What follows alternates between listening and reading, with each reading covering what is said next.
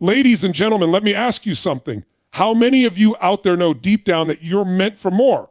How many of you have felt that hunger inside, that voice that says, this isn't it?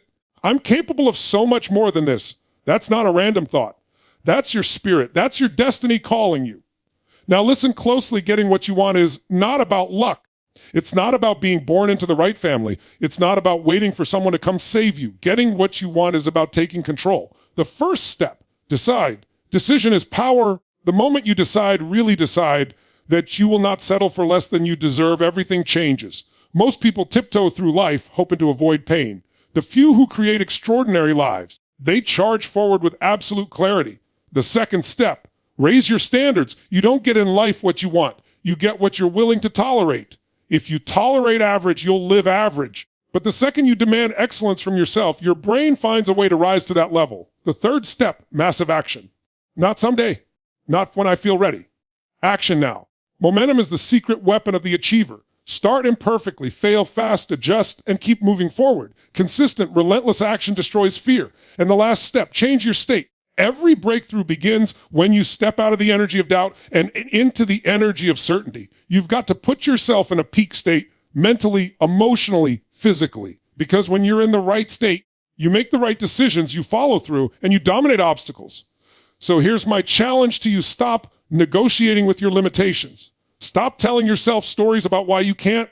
Decide today what you truly want. Raise your standards, commit to relentless action, and put yourself in a state of absolute certainty. Do that, and you can get anything you want. Now say it with me. Anything is possible if I decide it is. Most people drift through life without ever making a true decision. They think they're deciding when really they're just hoping, wishing, waiting for circumstances to line up. A real decision isn't something you talk about. It isn't something you put on your vision board and then forget about. A real decision cuts off every other option. It's the moment when you say to yourself, this is who I am, this is what I stand for, this is where I'm going, and nothing less will ever be acceptable again. That moment changes everything, because when you truly decide, your brain and your body reorganize themselves to serve that decision. Suddenly, what looked like impossible obstacles start to look like puzzles you can solve, and what once seemed out of reach becomes inevitable. Think about it. Every breakthrough in history, every massive achievement, every story of someone who transformed their life, it all started with a decision. Not a wish, not a dream, a decision. Somebody drew a line in the sand and said, this is it. I will no longer tolerate where I am. I will create something different, and I will make it real no matter what it takes. That's the difference between the majority who settle and the few who create. The masses dabble in desires, the few live by decisions. And here's the truth: clarity creates power. When you are unclear, when you don't know exactly what you want, when your desires are vague, your life stays vague. If you say, I want to be successful, your brain has no target. Success means a million different things. If you say, I want more money, and someone hands you $5, technically you got what you asked for. Vague desires bring vague results. But when you lock in with crystal clarity, when you decide, not hope, not wish, but decide that you will earn this much, build this business, transform this body, repair this relationship, experience this level of freedom, your brain goes to work like a guided missile. It searches, it hunts, it finds the path. The human nervous system is built to serve decisions. Now, some people wait to decide until they feel ready. That's the trap. You don't wait for certainty to arrive before deciding. Certainty comes from deciding. You want to feel confident. You want to feel strong. You want to feel like you can handle it. But the only way to feel that is to commit first. Think about when you learned to walk. As a baby, you didn't sit there waiting to feel confident. You didn't crawl around thinking, one day when I'm ready, when the stars align, I'll stand up and try. No, you stood up, you fell, you got hurt, you stood again, and eventually your body figured it out. Decision precedes certainty. The moment you decide, the resources appear, the confidence grows, the path reveals itself. But most people never make that decision. Why? Fear of failure, fear of rejection, fear of what others will think. So they hedge their bets. They play it safe. They keep one foot in and one foot out. They say, I'll try. And the word try destroys destiny. To try is to give yourself permission not to follow through. To try is to say, I'm not fully committed. I'm testing the waters. But life doesn't reward half-hearted commitments. Life responds to the person who decides with absolute conviction, the person who burns the boats, the person who eliminates plan B. Think about your own life right now. Where are you undecided? Where are you still wavering between two paths? Still stuck in hesitation? still playing small because you haven't drawn a line in the sand. Maybe it's your career. You know you hate your job, but you haven't decided to pursue what lights you up. Maybe it's your health. You know you need to change, but you haven't decided that you're done living with low energy. Maybe it's your finances. You keep saying you'll get out of debt. You'll save, you'll invest, but you haven't decided with the kind of clarity that forces your actions to match your words. Every area of your life right now reflects your decisions or your lack of them. Decision is power because it compresses time. Some people take years, even decades, to decide what they want. They keep circling, they keep overthinking, they keep waiting for the perfect moment. The truth is, indecision is the thief of progress. The moment you decide, you cut through all the noise and your energy is instantly concentrated. A person who has decided has more power than 100 people who are still thinking about it. That kind of certainty is magnetic. It attracts people, opportunities, and solutions because everyone and everything gravitates toward conviction. Clarity is also about alignment. When your decision is clear, your emotions line up behind it, your focus sharpens, and your daily actions fall into place. But when you lack clarity, your emotions are scattered, your actions are inconsistent, and your energy leaks into 1,000 directions. That's why some people work so hard and see so little progress. They're running in circles without a clear decision to drive them forward. The moment you decide with clarity, all that scattered energy channels into one focused direction and results start to compound. We've all had those moments, haven't we? A moment where you just knew. Maybe you decided to end a relationship that was wrong for you. Maybe you decided to quit a job that was draining you. Maybe you decided to start something new, and even though you had no idea how it would work out, you felt that rush of energy, that sense of alignment.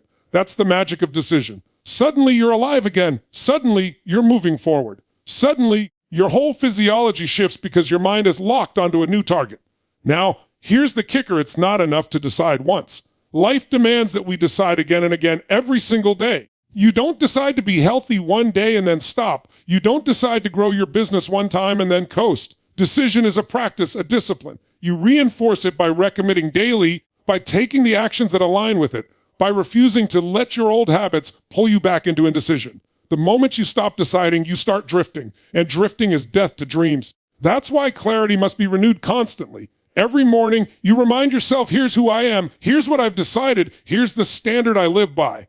Every night, you reflect, did I honor my decision today, or did I betray it? That self-honesty is what keeps you on track. Decision is the ultimate power because it transforms your identity. Once you decide at a deep level, you stop acting like someone who hopes, and you start acting like someone who is. A person who has decided to be fit doesn't see working out as optional. It's who they are.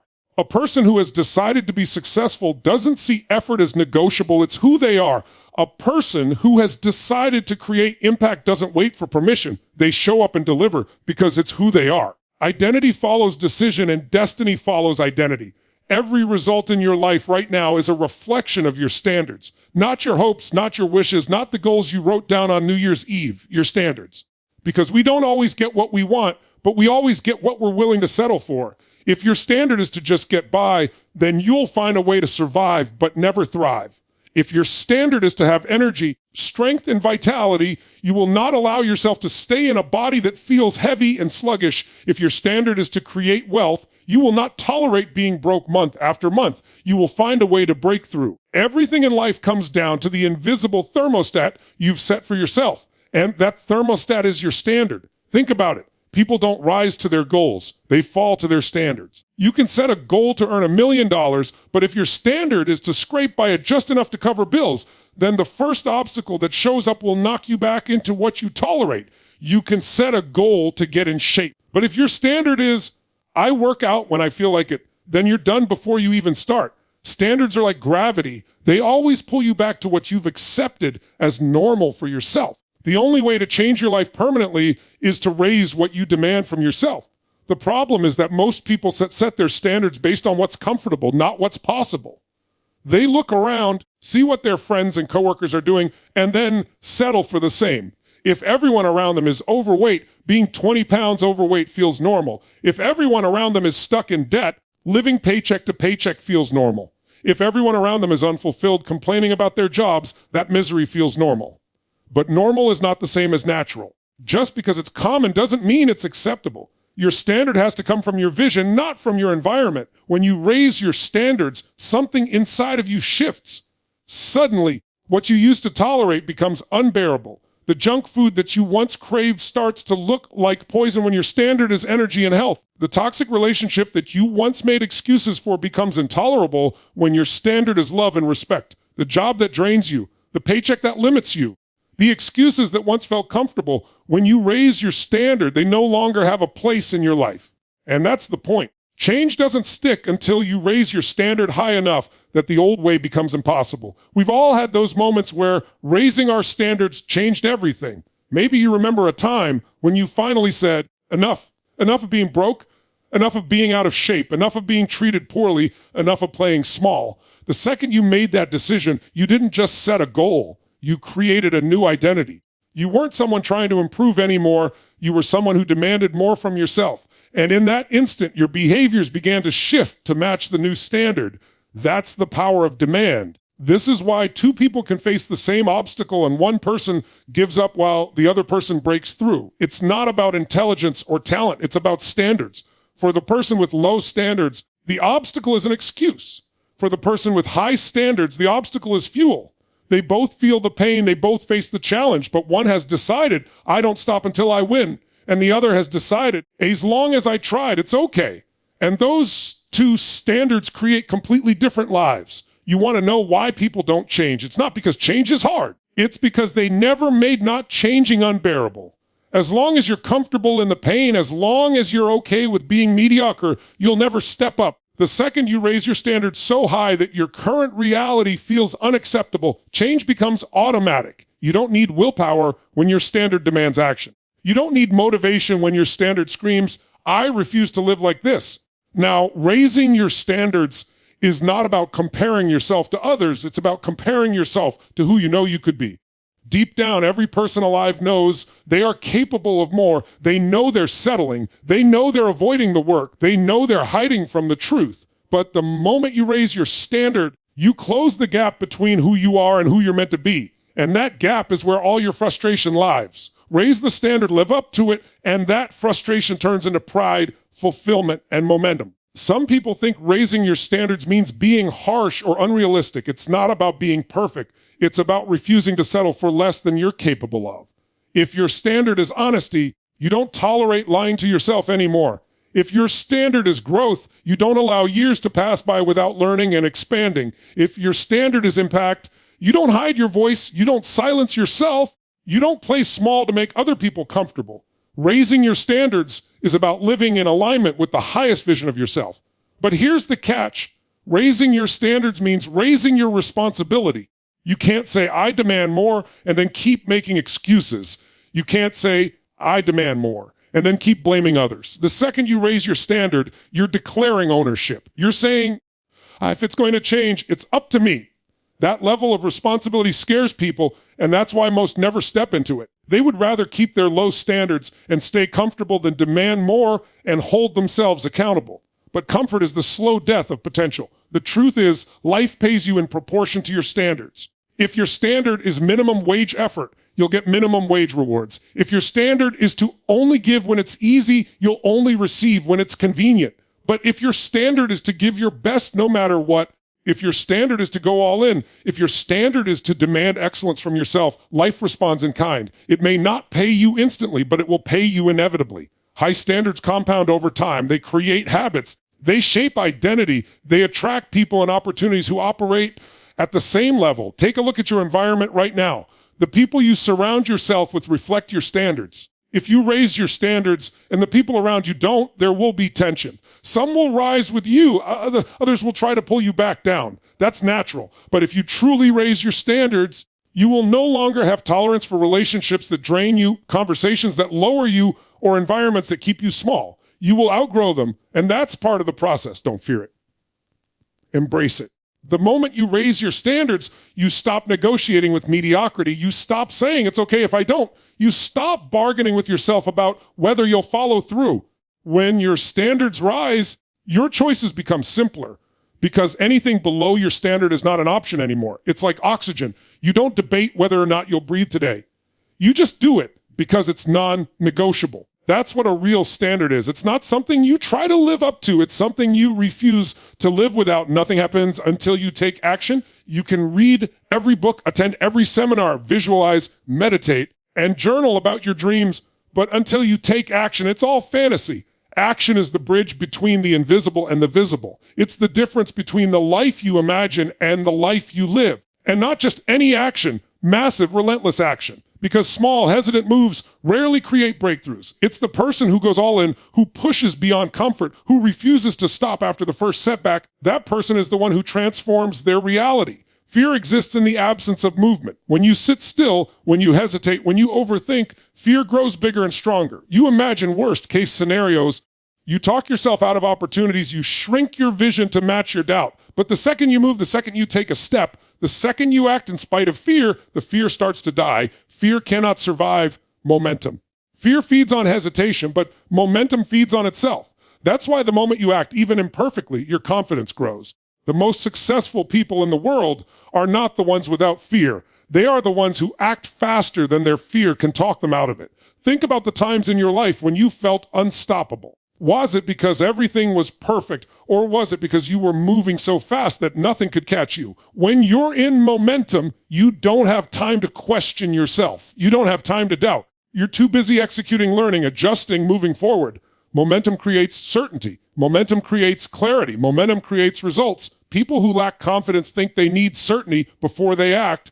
But confidence is built by acting without certainty and discovering your own strength in the process. Massive action is about doing what most people won't. Most people dabble. They try something for a week, then stop when it gets tough. They post a few times online and quit when they don't go viral. They go to the gym for a month and quit when the scale doesn't move fast enough. They want instant results. But the world doesn't reward dabblers, it rewards the relentless. Massive action means you keep going when it's boring, when it's hard, when it's inconvenient, when nobody's cheering, when nobody's watching. It means you refuse to stop because you've decided that stopping is not an option. And here's the truth. Massive action isn't about doing one thing perfectly. It's about doing many things consistently until you find what works. You don't wait to have the perfect strategy. You don't wait until you've figured everything out. You act, you fail, you learn, you adjust, and then you act again. Success is built on a mountain of imperfect actions. People who demand perfection before they move never move. People who are willing to act massively and relentlessly, even when it's messy, eventually find the path. Momentum is your ally. Once you start, it's easier to keep going. That's why starting is often the hardest part. The first workout feels hard, but the second is easier, the third easier still. And before long, it's part of who you are. The first call to a client feels terrifying. The 10th feels natural. The 100th feels effortless. The first video you post feels awkward. The 15th feels confident. The secret is to never let momentum die.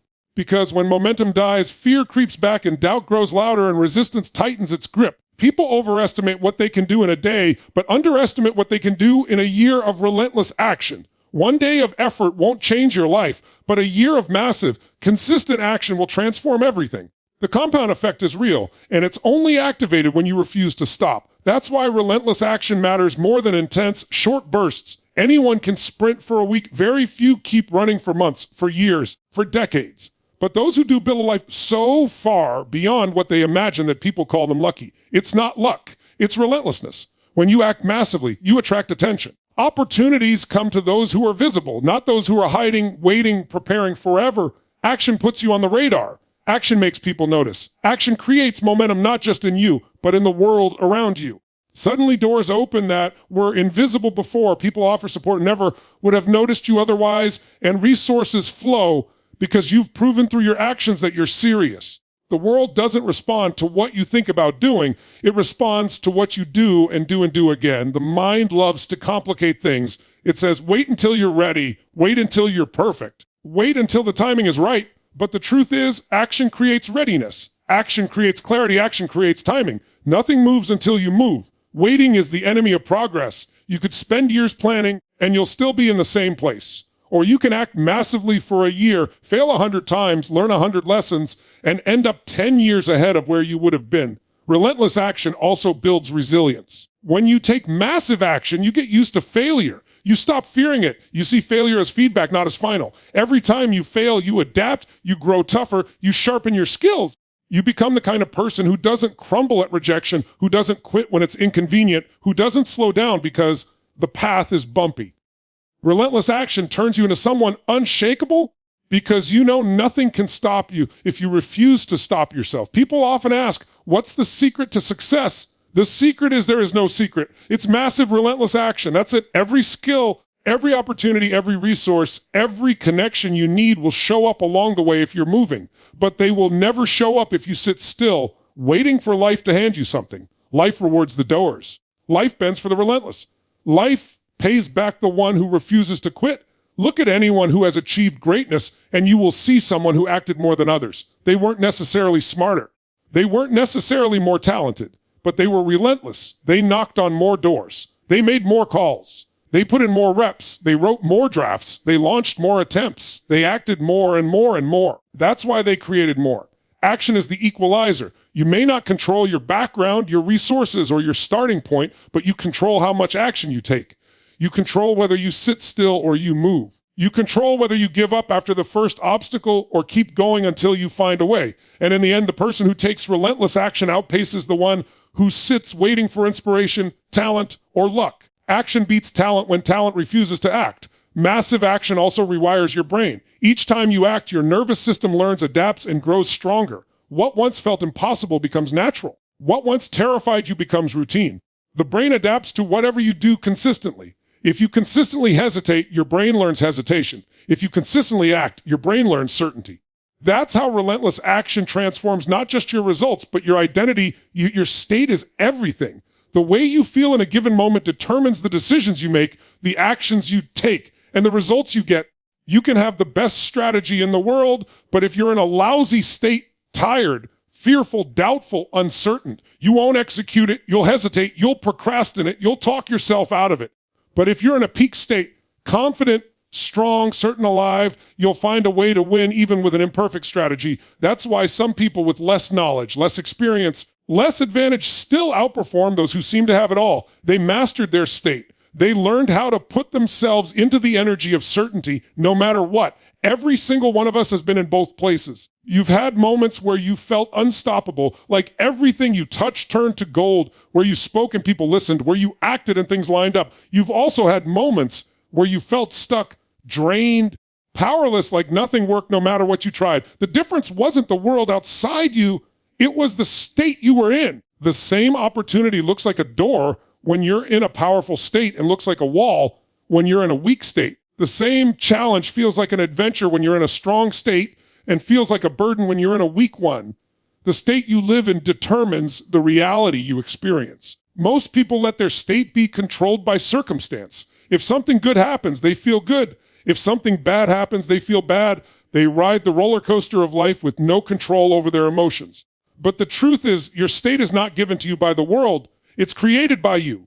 You control it through your focus, your language, and your physiology. What you focus on determines what you feel. The meaning you give things through your language shapes your emotions.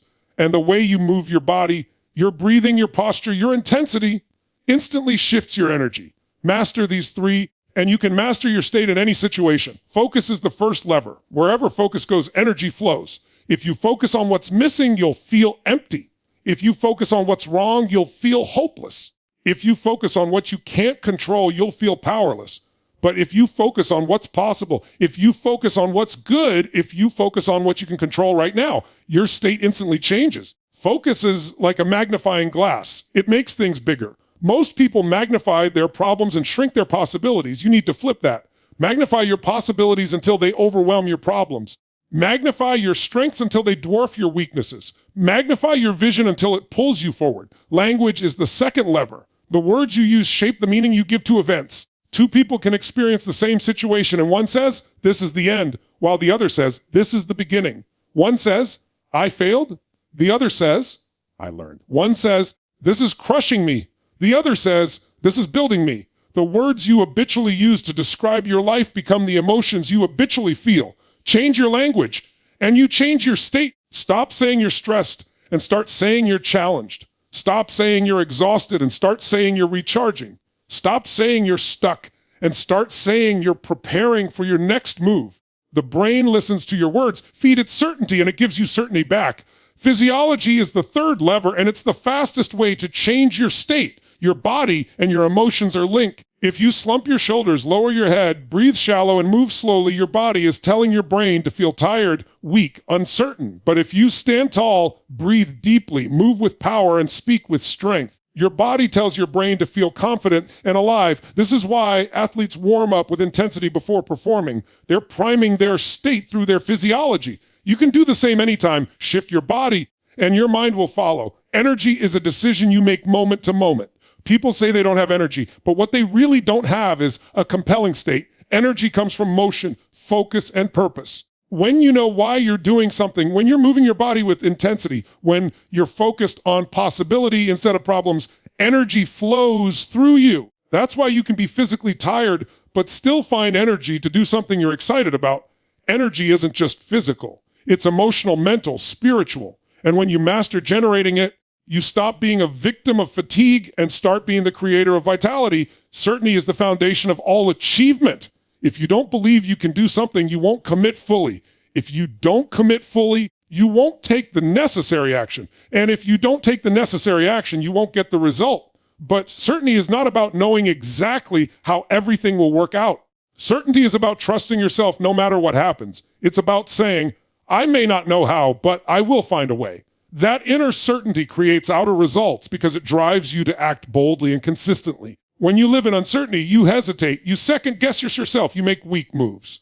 But when you live in certainty, you move with conviction. You make decisions faster. You commit deeper. You inspire others because certainty is contagious. People follow leaders who project certainty, not because those leaders always know the exact path, but because they radiate the belief that together they'll figure it out. Certainty turns ordinary people into leaders and turns leaders into legends. The fastest way to kill fear is to enter a state of certainty. Fear is nothing more than a state of doubt, a state of imagining worst-case scenarios. You shift out of it by focusing differently, speaking differently, moving differently. Fear is a pattern, not a prison. Change the pattern and you break free. The person who masters their state can feel fear but instantly shift into courage. They can feel doubt, but instantly shift into certainty. They can feel overwhelmed, but instantly shift into focus. That's what separates the average from the extraordinary. Mastering your state doesn't mean you'll never feel low, tired, or doubtful again. It means you don't stay there. You catch it faster, you change it faster. You refuse to let a bad moment become a bad day, or a bad day become a bad week, or a bad week become a bad life. The average person waits for their state to change on its own. The master of state creates the change intentionally, immediately, consistently. When you live in a powerful state, you make different choices. You approach opportunities with confidence instead of hesitation. You attack problems with creativity instead of fear.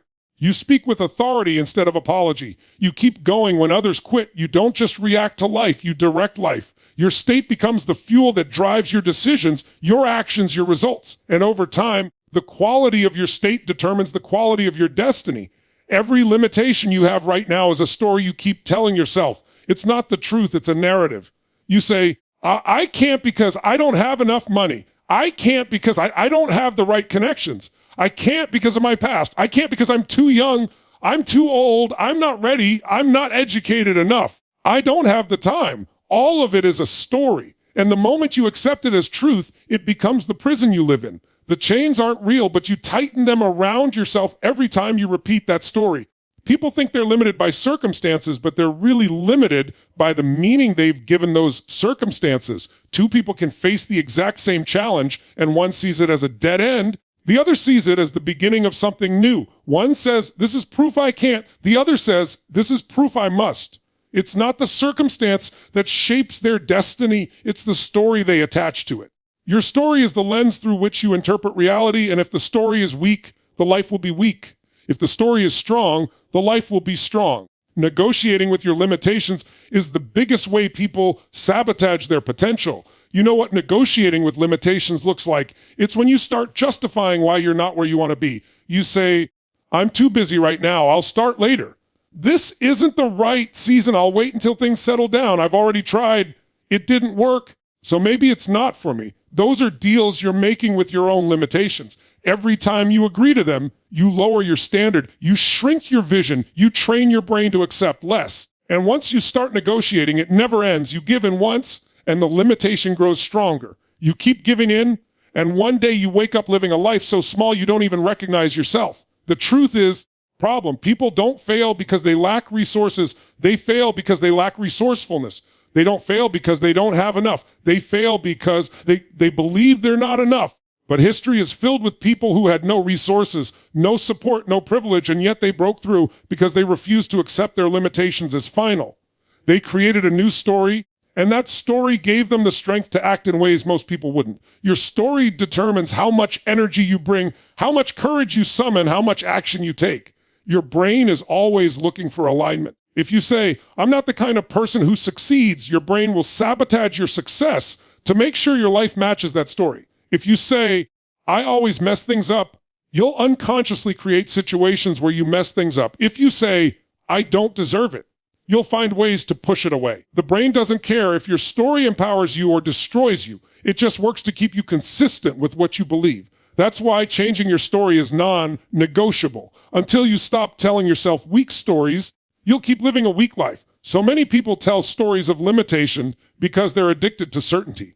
It's easier to say, I can't, than to step into the unknown. If you say, I can't because I'm too old, you've already written the ending of your story, and even though it's painful, at least it's predictable. If you say, I can't because I don't know how, you've given yourself an excuse to stay comfortable. People cling to limitations because they'd rather feel certain in failure than risk uncertainty and possibility. But if you want a bigger life, you've got to let go of the certainty of your limitations and step into the uncertainty of your potential. Every breakthrough begins with killing the old story. That's the turning point. You stop saying, I can't, and you start saying, I must. You stop saying, it's impossible. And you start saying, it's inevitable if I don't quit. You stop saying, that's just who I am, and you start saying, this is who I decide to be. That shift in story creates a shift in identity, and identity drives behavior. When your story changes, the way you show up changes. When the way you show up changes, your results change. It all starts with the story. Negotiating with limitations is also how people play small to protect themselves. They say, I don't want too much. I just want to be comfortable. That's another way of saying, I'm afraid to want more because I might fail. They say, I'll settle for this relationship even though I'm not truly happy because at least I won't be alone. That's another way of saying, I'd rather accept pain I know than risk joy I don't. They say, I'll stick to this job I hate because at least it pays the bills. That's another way of saying, I'm too afraid to test what I'm capable of. Every limitation you negotiate with becomes a ceiling, and the more you accept them, the lower your ceiling becomes. But limitations aren't real until you accept them. They're suggestions, not laws. They're ideas, not facts. And when you decide to stop negotiating, to stop giving in, to stop letting those stories run your life, everything shifts. The person who refuses to accept limitations becomes unstoppable because they always find another way. They don't care how many times it takes, how many obstacles are in the way, how many people doubt them. Their story is, I will not be denied, and life eventually bends to that level of certainty. You've done this before. Think back to a time when you broke through a limitation. Maybe you thought you couldn't make it through school, but you did. Maybe you thought you couldn't survive heartbreak, but you did. Maybe you thought you couldn't achieve something, but you did. How did it happen? You changed the story. You went from I can't to I must, from I don't know how to I'll figure it out, from it's impossible to watch me. And the moment you changed that story, you found strength, creativity, and resilience you didn't know you had. The story you live in becomes the reality you live out. If your story is about limitations, your reality will be limited. If your story is about possibilities, your reality will expand. People who succeed at extraordinary levels aren't living without problems. They're living with better stories. Their story is, I can find a way. I can figure it out. I can grow. I can overcome. That story fuels them when others quit. That story pulls them forward when others stay stuck. That story creates momentum when others are paralyzed. When you stop negotiating with limitations, you stop waiting for permission. You stop asking, can I? And you start declaring, I will. You stop looking for proof you can and start providing proof you won't quit. Limitations lose their power the second you refuse to accept them as your truth. And the moment you decide to live in a stronger story, your energy rises, your actions multiply, your certainty hardens, and your results explode.